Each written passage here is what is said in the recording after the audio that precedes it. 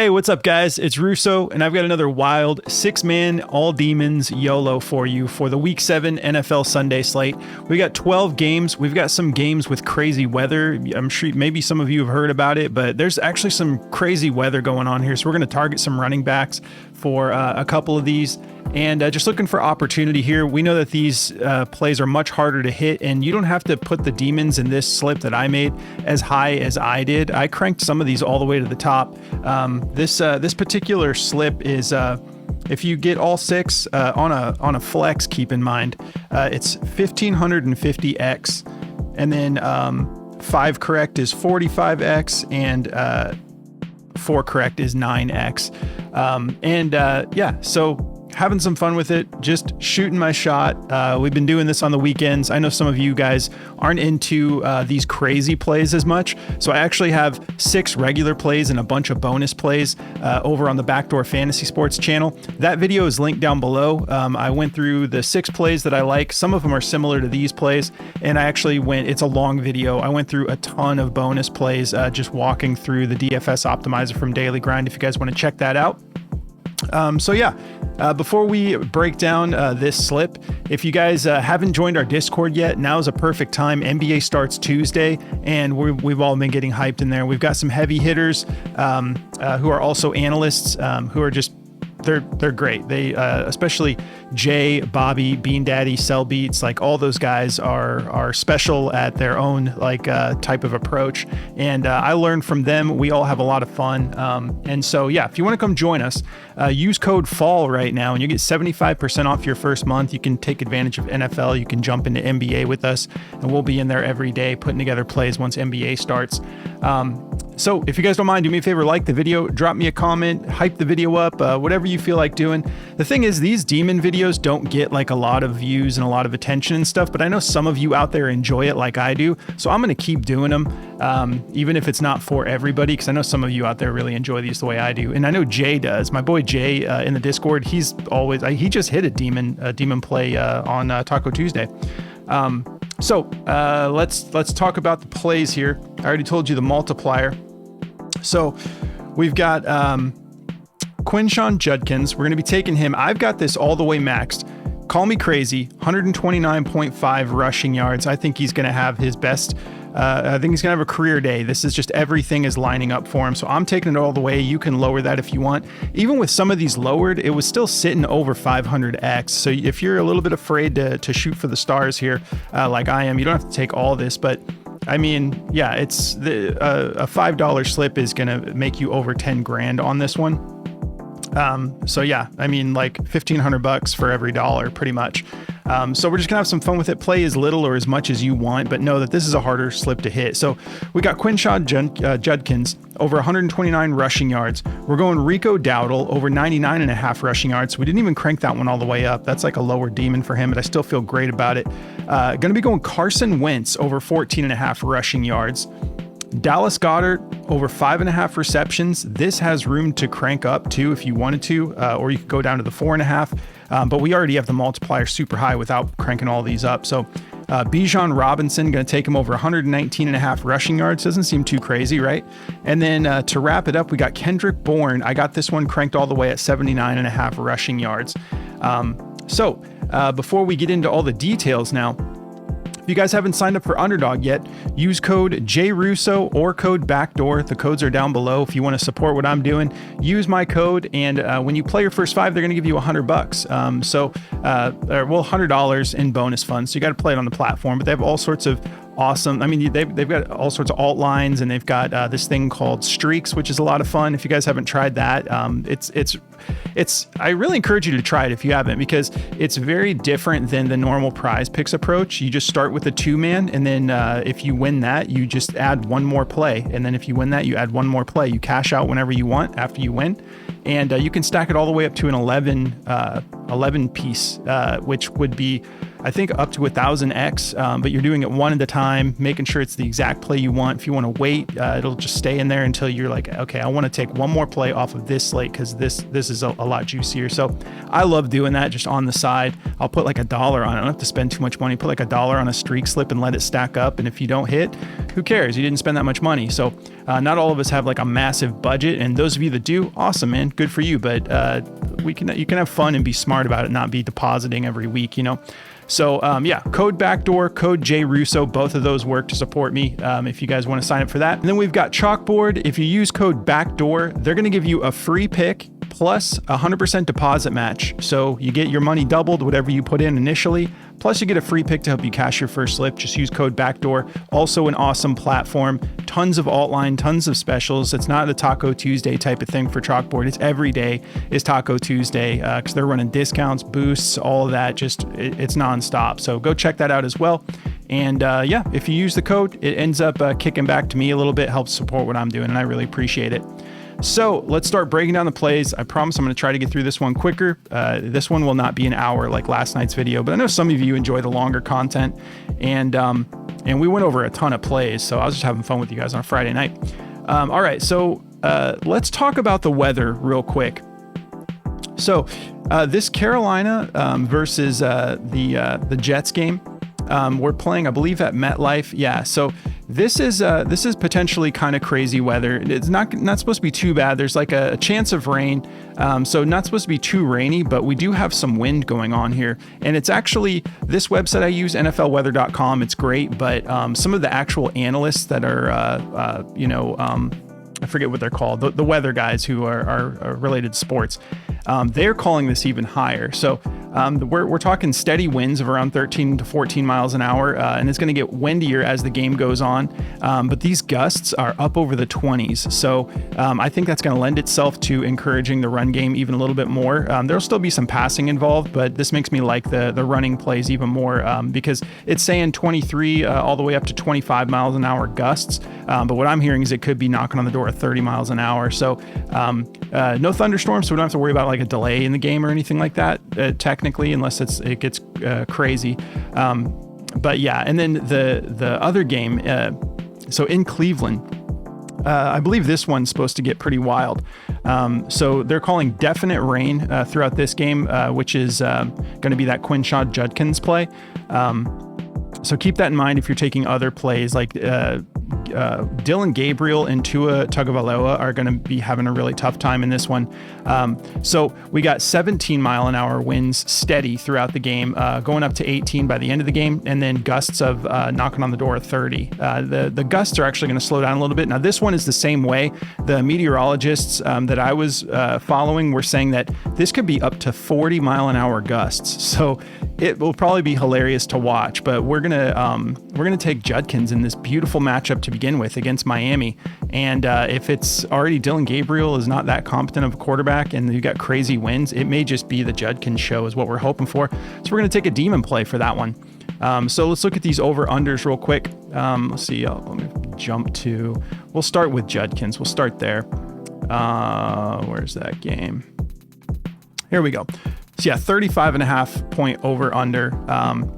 Cleveland favored by 2.5. So yeah, they're not expecting it to be really high scoring. Man, I just hope we cash this thing, man. Let's hit a big one together, guys. We have fun swinging for it every week. But I've hit a couple of these. I'm sure you guys have too.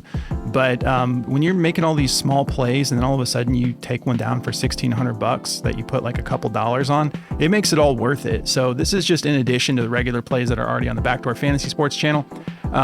So yeah, the matchup is beautiful. It's Miami. It's the best team you want a running back running against. They're 32nd. They're last in the league in rushing yards allowed. They allow, on average, through 2025, 168.5 rushing yards to any given running back.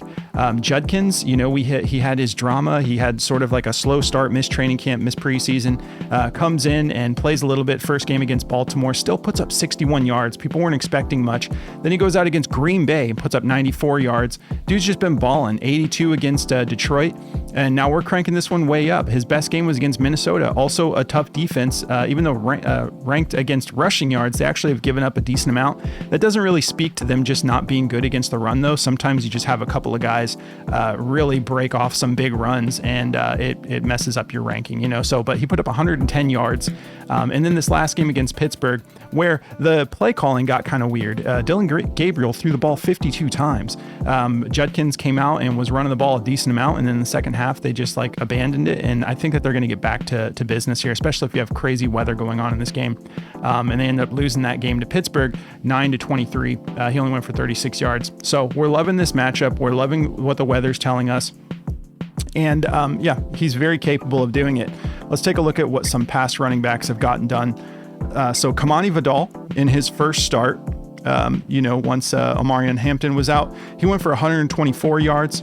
Then you got Rico Dowdle, who we're taking again. He put up one of his monster games, 206 yards when his line was set at 58.5. Vidal's line was set at 28.5. You see these guys are crushing their lines against Miami. Trevor Etienne, the backup in Carolina, he beat his line just barely, but he still beat the line.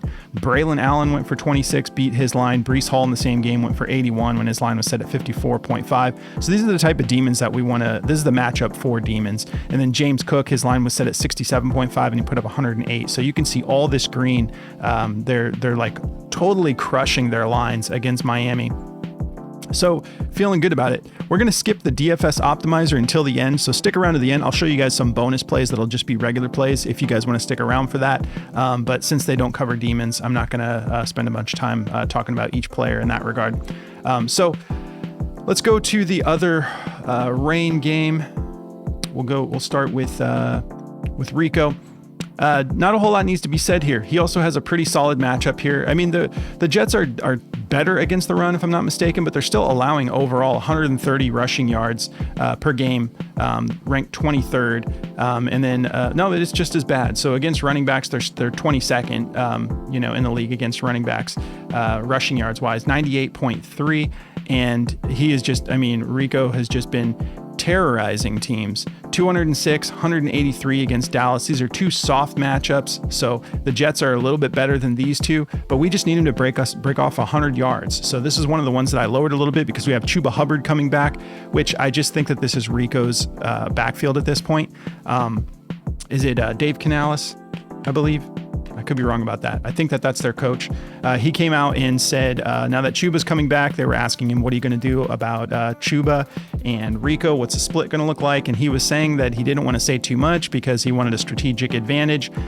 He said, but he did kind of accidentally let the cat out of the bag. He said, I'm not going to say who's going to get the majority of the carries and who's going to get a little bit of usage or something like that. And it's like, well, the healthy guy has almost 400 rushing yards in the last two games versus the guy who's coming off of injury. I don't think that he's going to have Rico play just a little bit of usage. So we think Rico's the guy this week once again, and I think that it'll probably be him moving forward. But they're still going to show Chuba a little bit of love. He's the captain. They signed him and all that stuff, but Rico's playing too good for them to ignore this. So we expect him to get 100 yards in this.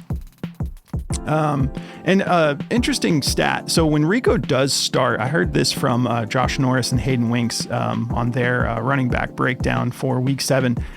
Josh Norris was talking about how in Rico Dowdle's, I believe it was 8 official starts.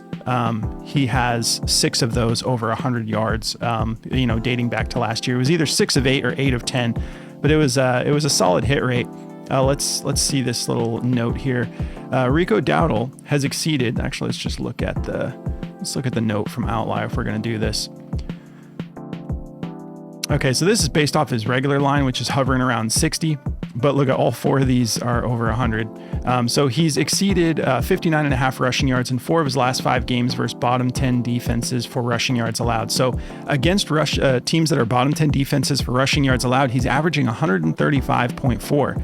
So if you want to tweak this around, keep the multiplier up, but lower one of the other ones, maybe we need to boost Rico back up. And maybe boost Rico up, lower Judkins down a little bit, play with the multiplier, get it where you want, but see who you want to be putting all your chips on. You can make that adjustment if you want. All right, we're going to keep it moving here. So Bijan. All right, again, doesn't need a whole lot of explaining. We're taking just his rushing yards, hoping he has another historical day. Let's go to 2025. So yeah, coming off that game against Buffalo, he goes for 170 yards. The rush attempts, he did that on 19 rush attempts. So he's getting the majority of the work, 59% of the carries. This is just, he's officially the Christian McCaffrey role, and it's working like a charm. So we took his line. This one was a little bit higher. Yeah, because I think he had, if I'm not mistaken, we took his first half rushing yards. We need him to get 120 to cash this demon. We took him over 35.5 first half rushing yards in the last one of the week 6 videos on this channel or the other channel, and he had like 113 or something in the first half. So it's not really asking too much. The matchup against San Francisco, 21st, they're allowing 91.5 rushing yards to any given running back. And this is not any given running back. This dude is a problem. They also have Drake London emerging. They got Darnell Mooney back. Kyle Pitts is more competent than he's been in past years. So they've got a lot to focus on, and this offensive line has been solid. And I wonder what this over-under's at, because Falcons have been playing good defense too. So 46.5 point over-under. And the Niners are favored by 1.5. That is so interesting to me. They do have George Kittle back. So yeah, that's good news for the, I guess that's good news for the Kendrick Bourne play that we're taking. But yeah, as far as the spread being this close, but I don't know. I think that Atlanta is kind of on fire right now. If they play anything like they've been playing lately, it's going to be a tough outing for the 49ers. But the 49ers have been hanging in there too. Mac Jones has been solid. They do get Kittle back. They've got a healthy Christian McCaffrey. And then right now, to me, the number one wide receiver is Kendrick Bourne. And we're going to break all that down in a minute. But going back to Bijan, yeah, 120 yards. It's a dart throw, but he did just do it. He's done it twice in the last 4 games against Minnesota and against Buffalo. Didn't get it done against Carolina or Washington. But yeah, again, you could lower this one and crank up Dowdle a little bit if you want to adjust it and still try to get that multiplier. So let's look at this note from Outlier real quick. Okay, Bijan Robinson has exceeded 79.5 rushing yards, which is what his regular line's at. We only need him to do, 40 more, 50 more, something like that. Bijan has exceeded 79.5 rushing yards in 4 of his last 5 games on the road. So on the road, he's actually playing solid. He's averaging 104.4. So what did I say we got him at? 120 is the magic number. So of his road games, he's done it twice out of his last 5 road games, hit the demon. And he's kind of like off, on, off, on, off. So if we are paying attention to trends at all, he's due to get a road game. Now this is the night game, Sunday prime time. So Sunday night football. So guys tend to go a little bit harder. I think the Falcons would love to come out and make a statement and go get a road win. So I think they're going to rely on their best guy. All right, what else we got here? We talked about Judkins. Carson Wentz. Now this one's not really asking too much. If you take a look here, he's only started a couple games, and we do have JJ McCarthy will not be starting this game, even though he's kind of working his way back in. They want to ease him back in because the dude's just missed a lot of reps. So Carson Wentz has been playing solid enough, and he put up 12 rushing yards against Pittsburgh, and then against Cleveland, ranked 3rd in rushing yards to quarterbacks. He put up 13. He doesn't rush the ball that often. You see, it's like that game against Pittsburgh, he only ran it twice and then ran it 3 times. But we are getting a fat multiplier by taking this. So that's helping really boost the slip up. And we took him, over 14.5. So we need him to do a little bit better than he has. But against Philly, who's been really soft against all things rushing, they're ranked 26th in rushing yards allowed to quarterbacks on the season. They're averaging 27. They're giving up about 27 rushing yards a game to any given quarterback. Let's look at some of these. So some of them are capable mobile-wise. Jackson Dart went for 58 when his line was set at 37 and a half. Bo Nix went for 22 when his line was set at 19 and a half. Baker Mayfield only went for 13. Stafford doesn't run. Patrick Mahomes, his line was set at 23 and a half. He went for 66. Now, these three guys who have hit, they are considered more mobile, So that's part of the reason that this average is up at 27, because Jackson Dart and Mahomes ran that up quite a bit. But he just went for 13. We need him to get 2 more than he did last week. And I think he's going to have some opportunities here to just extend the plays, maybe scramble here or there. But yeah, 13. So he goes 12, 13. Now we just need him to do a little bit better. If they're ranked third, this seems doable to me for him to get 2 more yards than he did last week. So we're going to roll with it. And if you're not feeling it, just replace it with another demon. I'm just showing you guys what I made for this slip. All right. Dallas Goedert. I really like this play a lot. Okay. So we're taking his receptions. You can adjust this one. There's a lot of room to go down or up. But he had 9 receptions in that last game against the Giants, who are ranked 26th. Now he's going up against Minnesota, who actually has a soft spot for the tight end position. So if you take a look, they're 25th in receptions allowed to tight ends. They average 6.4 receptions to the tight end position. So we need him to just hit what teams have been averaging, but I think he's going to maybe even go over that, because we took him at the 5.5. I thought I'll probably make a slip where I bump stuff around and maybe bump his actually up to 6.5 and reduce one of the others to keep that high multiplier. But yeah, he's been a big part of what they've been doing. This Grant Calcaterra, who I know he's kind of a no-name, but he was getting some snaps here and there, sort of a relief tight end, he's out. So he's been getting all the love. He's been one of the more reliable. Actually, we're on receptions. Let's just look at target share.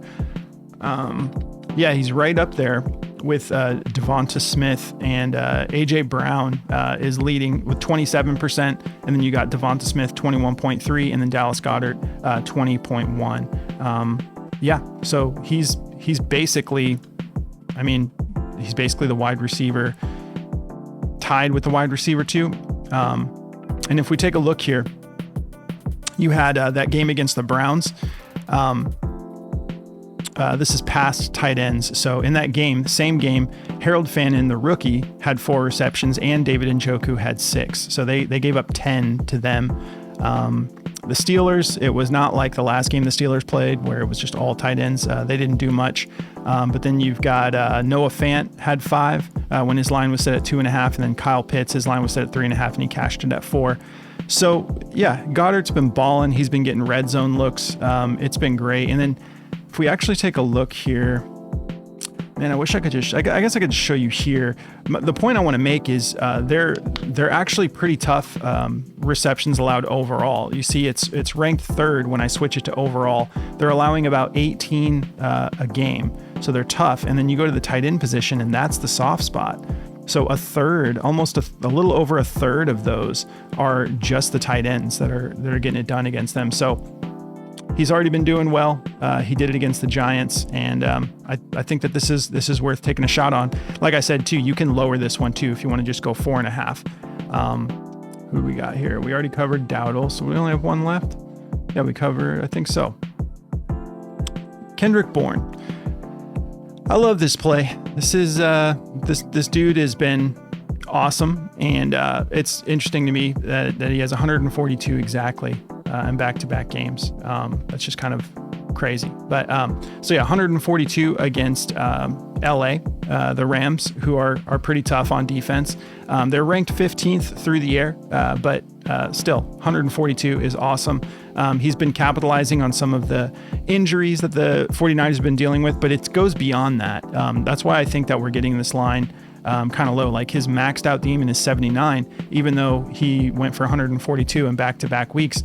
It's because people are just thinking Kittle's back, and maybe Juwan Jennings is going to be healthy enough to play. Well, Juwan Jennings, I believe, was in this last game against Tampa Bay, and it was still all Kendrick Bourne, because Mac Jones, who's starting this week, he actually has a history with Kendrick Bourne dating back to when they played on the Patriots together. So we're kind of getting to take advantage of that, because I feel like that's going under the radar, that it's not like, oh no, this is just like a practice squad guy getting elevated, or he just joined the team and it's like he's getting his opportunity. It's like, no, he's playing with a quarterback that he's played with a decent amount before. So I think that's why that connection's been there. And if you look at his average yards per reception, it's pretty decent. So 14.2 in that game against LA, and he got like a ton of targets, 11 targets, and he pulled down 10 of them. So 91% catch rate. And that's why he's stacking up these yards. His average catch was 14.2. And then his average yards per catch against Tampa Bay was 28.4. So he's getting these deep throws, which will stack up those yards for us pretty quick. He had 9 targets in that last game against Tampa Bay. He pulled down 5 of them. So he turned 5 into 142 as well. If you look at these longest reception, so he had a 35-yarder against the Rams, and he had a 56-yarder against Tampa Bay. Tough matchup against Atlanta, but he's playing in prime time, and we only need him to get to 80 to cash this. So they're averaging about 156.4 is what teams are putting up against them overall. And then it's a little bit softer. So they're number 1 overall in receiving yards allowed. Some of that is like game script type stuff. They're just running it with Bijan, running the clock and stuff too. So there's less plays that can be had, less yards that can be racked up, but they're number 1. And then it does lighten up just a little bit to wide receivers, ranked 6th. So they're allowing about 125 receiving yards to wide receivers specifically. So we just need him to get about half of that. And if we're not counting what they give up to tight ends and running backs and whatnot, I feel good about him being able to get this done, because I think that Mac Jones is going to continue to go back to his boy. That about wraps it up. I guess we could take a look here. Yeah, Kendrick Bourne, he's only been, 3 games playing solid, and he's climbing up this target share ladder here, overall targets. Yeah, Christian McCaffrey with 60 targets. That is crazy. This is week 7.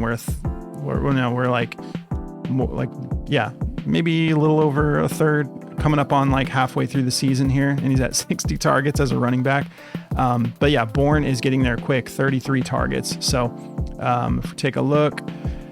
So when they played Buffalo, Josh Palmer, he had 60. His line was set at 18.5. Tyrell Shavers, 27 when his line was set at 0.5. That would have been a great demon. Both of these would have been a great demon to take in that game. Luke McCaffrey beat his line. Deebo Samuel beat his line. The other guys who didn't hit are like Keon Coleman. I mean, that's 4 wide receivers in the same game. They're not all going to hit. That's actually 5. Khalil Shakir is up there too. If you guys have questions about other demon plays or any regular play, hit me up in the comments, and I'll use my tools and try to get back to you as soon as I can. So now let's go over some bonus plays here. If you guys want some regular plays. If you want the DFS optimizer for yourself, use code BACKDOOR or JRUSSO, either of the codes. They will support the channel, but they'll give you 25% off of as long as you make your first subscription. This is also a really killer tool for NBA, which starts on Tuesday. So if you lock it in now, you'll have it for NFL and NBA, and you can jump on these plays before they go away, because they refresh pretty quickly, because the optimizer will catch plays that are mistakes, that are big discrepancies. Like we've actually had plays on the optimizer in our Discord that we capitalized on that were so good that Prizepicks refunded our slips, wouldn't even let us play them. They were that good, and the optimizer caught them that quick. They were like minus 700 to go over. So they make mistakes, the optimizer catches it. If it's not too egregious of a mistake, you'll get to capitalize on it. But if you're getting up to almost 1,000, minus 1,000, their Prizepicks is just they're unfair about it. They're just nope, you don't get to play it. Here's your money back. Not cool. But yeah, code BACKDOOR, code JRUSSO, and you can lock that in for up to a year if you want. All right, so let's talk about some plays. They like Jared Goff, so I have this set to all overs. Let me just switch it up, because I know some of you guys take unders. I don't do unders that often on football, because the correlation, they penalize. If you take a bunch of unders, your multiplier is going to be super low. And obviously this is a demon. This particular episode is a demon episode, so you guys know I like those high multipliers. We've got Jared Goff over 18 fantasy score. They love it. 59.53% odds hit the over minus 147. You got Matthew Stafford over 17 fantasy score. They love that as well. Mac Jones, they like him over 16.5. So we got some green up top here. They're not feeling Jonathan Taylor over the 19.5, but I'm never betting against Jonathan Taylor personally. That would just be a fade if you don't think he's going to hit it, but that's pretty gutsy if you're taking the under there, in my opinion, because the dude can get 2-3 touchdowns in a game. We got Caleb Williams over 5 rush attempts. I like that play. That's green. And I think they're going to have some crazy weather in that game too, if I'm not mistaken.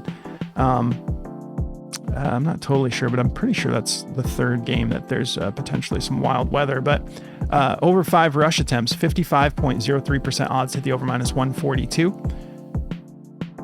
Derek Brown, okay, defensive play. They like him over 3.5 tackles plus assists, 54.35% odds to hit the over -135.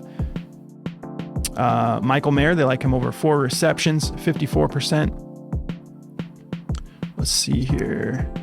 Jaden Higgins. Okay, we're getting into some Monday games here, aren't we? Well, if you want to jump on a Monday pick, they like his fantasy score over 6, 54.08% odds to hit the over. And we do have a double header on Monday that's going to be fire. We've got Bucks Lions at 7 o'clock, and then we got Seahawks Texans at 10 o'clock. So it's going to be a late night, but I'm going to be putting out some videos for those for sure, because that's going to be a killer doubleheader slate, and they're not intersecting, so we can actually enjoy the games without having to switch back and forth. They like Kendre Miller over his 8 rush attempts, 53.96% odds hit the over -135. Trevor Lawrence, they like him over his 3.5 rush attempts. I think that looks good too. Also, I'm really curious about Mac Jones.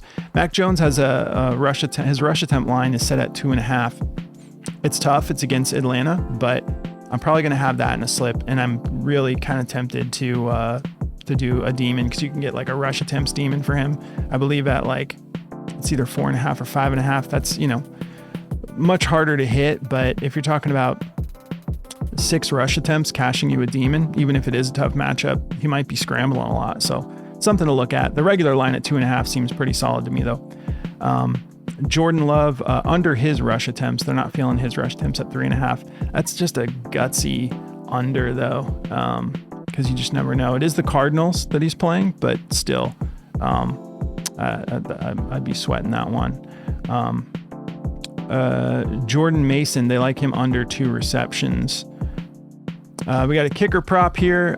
Joshua Carty over 1.5 field goals. They're feeling pretty good about it. 53.75% odds to hit the over. We got Buda Baker, tackles and assists over 7, 53.68% odds to hit the over.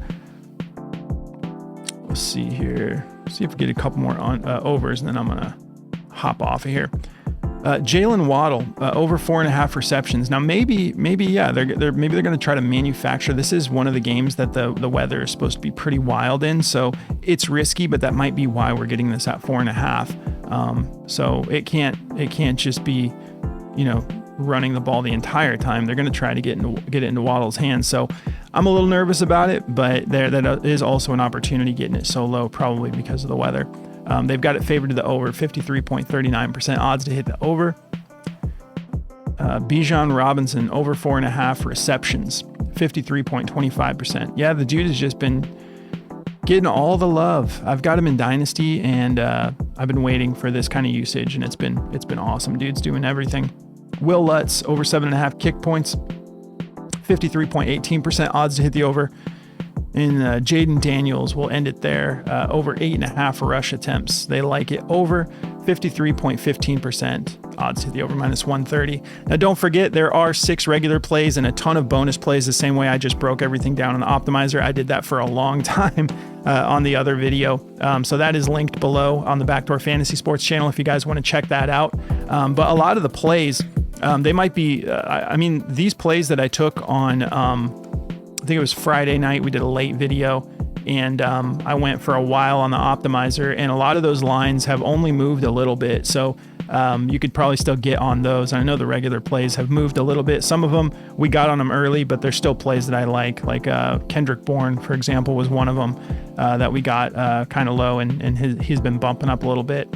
So make sure you're subscribed if you haven't, so you can jump on these videos when I'm posting them and jump into the value before the plays move. And then also make sure you go subscribe to the Backdoor Fantasy Sports channel because I put plays out over there as well.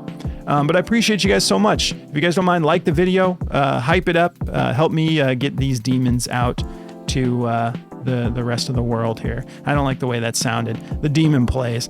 But and then last but not least, if you guys want to check out Outlier for yourself, go through the link below, and then they're going to just give you a week. So might as well take advantage of it and have some fun with diving into the details for yourself, help you make informed decisions on the plays you're taking.